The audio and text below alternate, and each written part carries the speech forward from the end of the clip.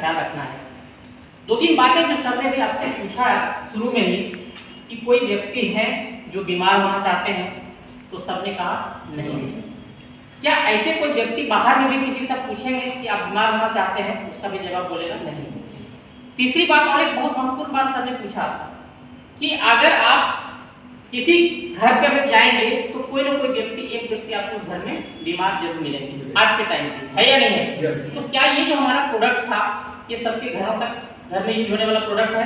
yes. चलिए अब हम चाहते हैं कुछ बात आप लोगों से करेंगे और शॉर्ट में ही करेंगे, क्योंकि एक चीज अब हम लोग बात करते हैं। ये मैंने बोर्ड पे लिखा CEO, इसको हिंदी में बोलते हैं हम लोग ग्राहक सशक्ति अभियान और इसको कंज्यूमर एम्पावरमेंट अपॉर्चुनिटी। लेकिन एक बात है कि किसी भी काम को करने से पहले ये जानना बहुत जरूरी है कि क्यों करना है, या आता या नहीं आता है। yes. अगर मैं आपसे पूछूं कि सर यहाँ से पहले आपको जाना है, किसी व्यक्ति को मैं यहाँ पे कहूँ कि आपको जाना है स्टेशन, तो सबसे पहले आपके मन में क्या बात आएगा? क्यों जाना है? अगर मैं आपको ये कारण बता दूं कि क्यों जाना है वहां पे, तो आप चले जाएंगे। लेकिन यदि आपके पास में कोई कारण ही ना हो, पता ही नहीं हो आपको, तो आप जाएंगे नहीं जाएंगे। मतलब क्या है कि जब भी आप कोई काम करने की शुरुआत करते हैं, आपके मन में 2 बात हमेशा आता है। एक आता है हाउ, एक आता है व्हाई, क्यों। अब ये दोनों में सबसे ज्यादा इंपॉर्टेंट कौन सा बात है? कैसे या क्यों? कितने लोगों का कहना है कि क्यों? चलिए सारे लोगों का क्लियर हो गया ये बात कि ये क्यों हमारा सबसे ज्यादा इंपॉर्टेंट है। अब ये बात मेरे साथ भी यही हुआ था जब मैं बिजनेस की शुरुआत कर रहा था।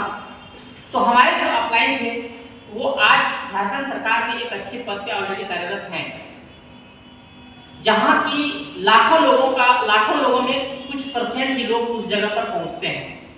मतलब आप समझ सकते हैं कि वो आज झारखंड सरकार के अंदर में IAS ऑफिसर हैं। और मैंने उनसे पूछा था ये बात कि सर जहां पर इतने सारे लोगों के बीच में कुछ लोग, चुनिंदे लोग उस जगह पे पहुंचते हैं और आप ऑलरेडी वहां पे हैं, आप इस काम को क्यों कर रहे हैं?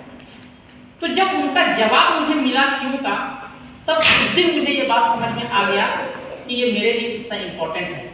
उन्होंने जो मुझे कहा कि मेरे जो दादाजी थे, 0 लेवल से पढ़ाई करते हैं, वो करीब 25 से 30 साल तक वो पढ़ाई किए और 30 साल के बाद जॉब लगा और 60 साल में वो रिटायर हो गए।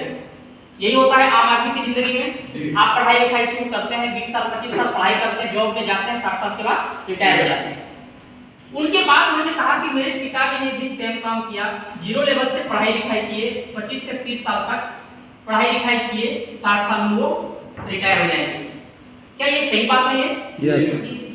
अब सर ने मुझे कहा कि मैं भी जॉब कर रहा हूँ, मैं भी पढ़ाई लिखाई शुरू किया, मैं भी 30 साल के अंदर जॉब पे गया, 60 साल में मैं भी रिटायर हो जाऊंगा। क्या ये बात सच है? yes. क्या ये आम आदमी की जिंदगी में ये चक्र इसी तरीके से चलता है ना, कि नहीं चलता है?